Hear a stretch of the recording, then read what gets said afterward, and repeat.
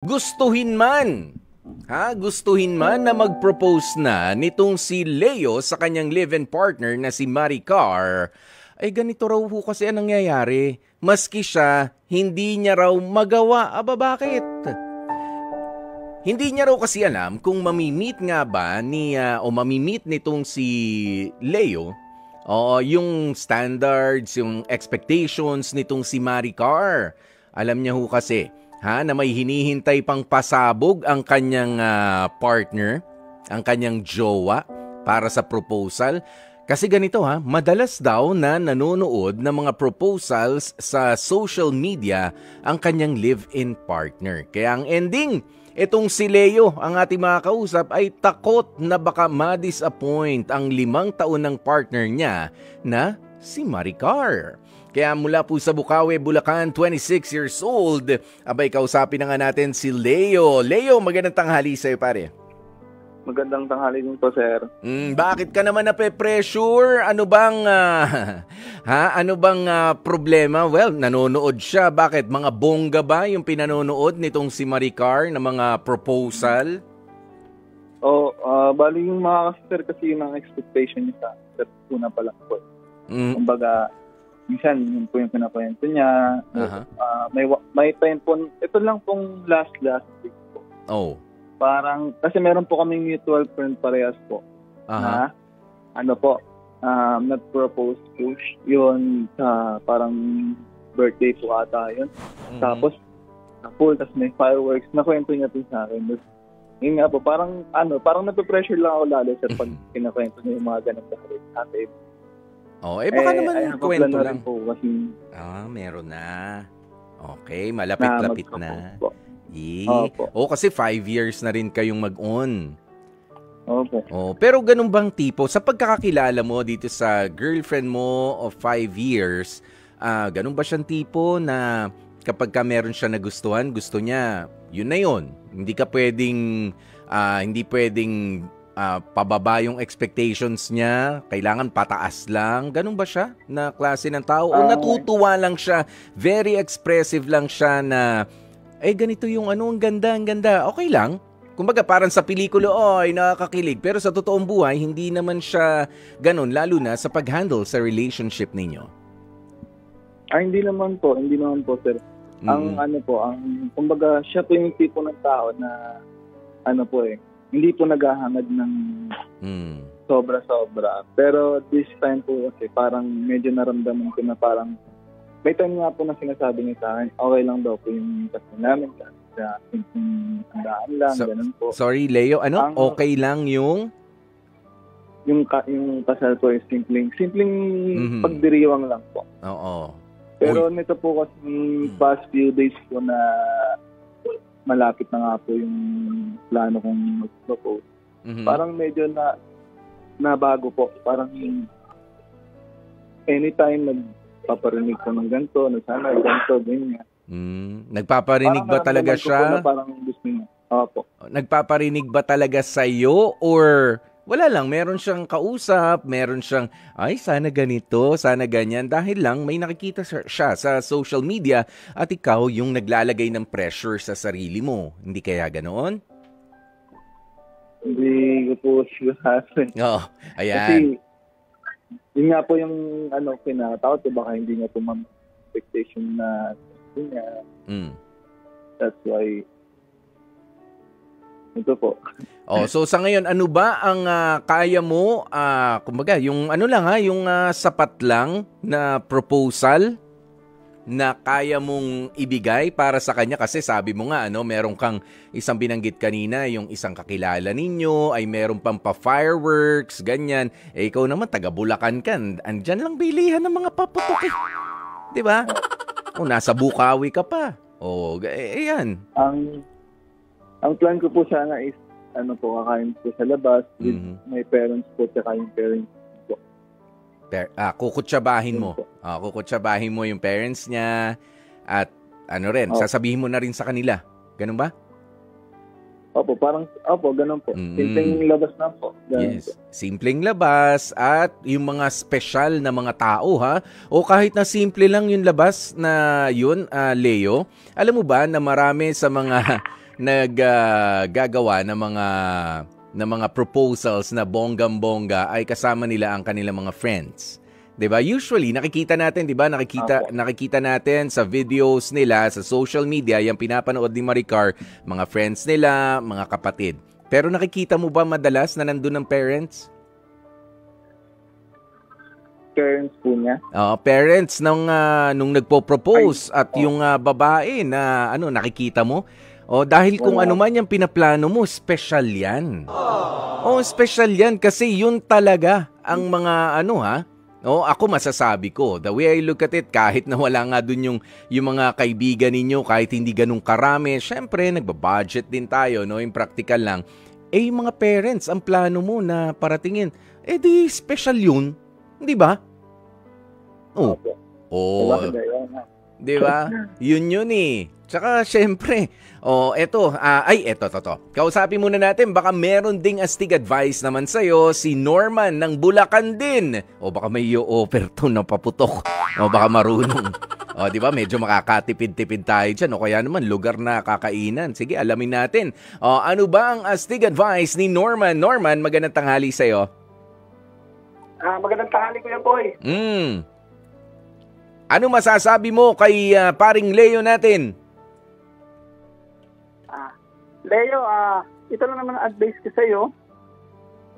Huwag kang matakot mag-propose. Huwag kang matakot na gawin yung gusto mong gawin. At least ang importante dyan, handa kang panagutan siya or handa mong ipakita sa kanya, talagang mahal mo siya, di ba?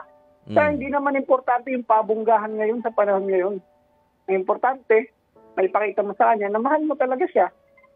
Siyempre, sa sinising pa lang, pwede naman may isang layan, di ba? Ikaw talaga. Ayun, yung iba kasi, grabe kung mamuhunan, di ba, Norman? Yes. Papalulit, tapos kalauna maghihiwalay din naman. Yung pang masama dun. Naghiwalay. Okay. Saka, sa 5 years yung magkakilala, siyempre kabisado nyo na ng isa't isa, di ba? Alam mo na yung galawan ng babae. Siyempre, kabisado ka din naman niya kung ano lang talaga yung kaya mong maibigay sa kanya. Ang importante dyan, na ipakita mo sa kanya na handa mo siyang panagutan, handa mo siyang ipakita na talagang mahal mo talaga siya, kaya ka nga magpo-propose. Yun, maraming salamat. Huwag kang kabahan, huwag kang matakot. Yun, maraming salamat sa iyo, Norman ng Bulacan. Kala ko may i-offer ka na na special package para kay Leo. Tsaka kay Maricar, baka may lugar ka dyan. Ayan, pero hindi, nagigets mo yung sinabi ni Norman. Totoo nga naman yan, hindi lang sa mga celebrities, ha? Kahit yung mga ordinaryo, actually, hindi mga ordinaryo, yung iba, grabe kung mag-invest sa kanilang wedding proposal, sa kanilang special someone. Pero kita mo yung iba nga hindi natutuloy. Di ba nag-propose na, mag-on na, ilang taon na, kumbaga kasal na lang ang kulang. Nasa milyones na ang investment tapos biglang ang tunog lang na marinig mo sa bandang huli.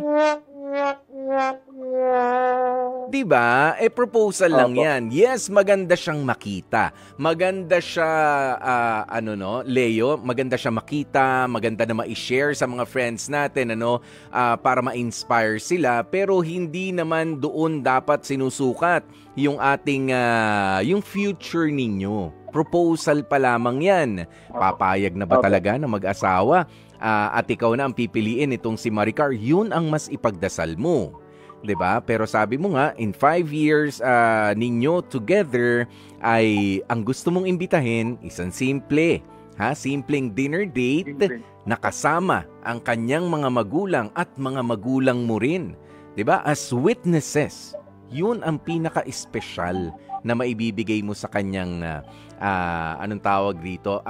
Proposal. I think. Kahit pa nga walang camera, kahit walang mga videographer dyan, kahit walang pasabog na sinasabi mo, ang gawin mong pasabog kapag together na kayo, lahat ng magagandang ipinangako mo sa kanya, kinakaya mo. Yun ang pasabog. 'Di ba? Napakakasalan kita. Parehas tayo, bibigyan natin ang isa't isa ng magandang buhay, masayang pamilya. Yun ang pasabog. O hindi lang yung 5-minute, hindi lang yung 3-minute na mga videos na nakikita natin. Di ba nakakalungkot yung sa ibang mga kilig na kilig tayo sa mga artista, sa mga celebrities na lang. Di ba? Tapos next year lang, hindi pa nga sila nag-anniversary, naghiwalay na si Etchos at si Chorva. Yan, di ba? O gusto mo ba yung ganon? Kaya mas maganda yung simple tayo, masaya, at nandun yung mga importanteng mga tao na susuporta rin sa atin at sumusuporta na sa 5 taon ninyong pinagsamahan. What do you think, Leo? Tama naman po. Actually, ang pinaghahandaan ko po talaga is kasi yung talagang event kasal po. Yung kasal. Pero yung proposal po kasi baga na lang po siguro ako babawi. Oo. Alam mo ngayon, para lang din sa kaalaman na marami sa mga, kasi masyado na tayong exposed sa social media and there's nothing wrong with that. Okay? Pwede natin maging inspirasyon yan. Pwede nating medyo kumuha lang ng idea doon sa sa mga nakikita natin sa social media, kung paano maging sweet, kung paano pwedeng kumuha ng idea, pero wag mong ipapattern doon, lalo na kung iba naman talaga ang kaya mo lang doon sa nagugustuhan mo. Oo, tsaka kung ano ba talaga yung mas importante. At tama yan, Leo, di ba? Kahit nga yung pagpapakasal. O yung iba, kabongga-bongga. Ito, pinag-uusapan natin yung proposal mo. Kasunod niyan yung kasal. 'Di ba? Tapos magpapaanal. Mas mahal magpaanal kaysa magpakasal. Kaya ang hilingin natin na maging maayos kahit simple lamang yung kasal natin at panghabang buhay, dun tayo yumayaman ng sabay. Mas maganda yun. 'Di ba? Kaysa gumastos ka na ng gumastos. Yung iba uy, alam mo may kilala ako. Chichismis ko lang sa'yo. Leo, para lumakas-lakas ang loob mo. Sabi mo kasi pinaghahandaan mo. Chichismis ko lang sa'yo. Nagpakasal. Bonggang-bongga. All praises talaga ang mga tao sa paligid. Pero alam mo, behind closed doors, nasa first week pa lamang sila together as husband and wife. Nag-aaway na. Kasi pinoproblema, bakit kasi nangutang pa tayo ng ganito? Bakit yung credit card natin isinagad natin sa ganito? Bakit ganyan? Ayun na. Nag-umpisa na. Agad-agad. Less than a week after. 'Di ba? Okay, ang ganda sa picture. Okay, ang ganda sa video. Okay, hinart, ni-like ng mga kaibigan. Ang sarap ng pagkain, ang sarap ng ganito. Pero sila halos walang makain dahil nagbabayad ng mga utang. Ipinangutang. 'Di ba? Yun. Kaya relax ka lang dyan. Maganda yung meron tayong pinaghahandaan. Meron tayong preparation. Pero wag nating kalilimutan yung pinakamahalagang preparasyon. Willing ka ba talaga na ibigay ang puso mo at i-share ang buhay mo dito sa taong ito na yayayain mo na ng kasal? I think that is what's more important. Okay? Hindi yung mga trending yung video. Ang daming likers. Daming nag-heart. Daming pumuso. Hindi yun ang importante. Kayo ba ay heart na heart nyo ang mga simpleng diskarte ng isa't isa? Diba? Parang mas cute yun. So ngayon, may gusto ka bang sabihin para kay Maricar, Leo? Ano ba? Bali, sige, kausapin mo siya. Kumbaga ay nangangako ka ng ganito, ng ganyan. Pwede naman yan. Go ahead, Leo. Hinga muna ng malalim. Alam ko, hindi man sigurado kung ano situation na ano mo. Tama naman si Kuya po yun. Ang mahalaga yung ending. Tapos, wala lang akong pakialam kung mag-yes or no ka. Basta bandang huli makuulat. Yun lang. Ayun. Keep it simple. Ayan. And special, of course.